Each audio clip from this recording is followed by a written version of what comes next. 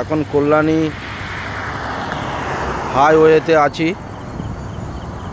রাস্তা দিয়ে প্রচণ্ড গাড়ি যাচ্ছে।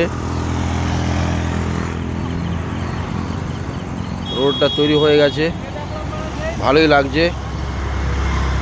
লাইটগুলো ওপরে জ্বলছে, খুব সুন্দর লাগছে।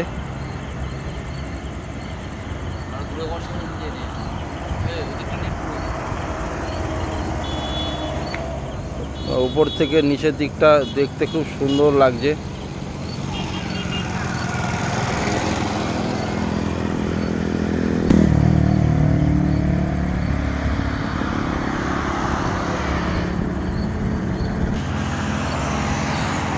শুভ সন্ধ্যা সকলকে।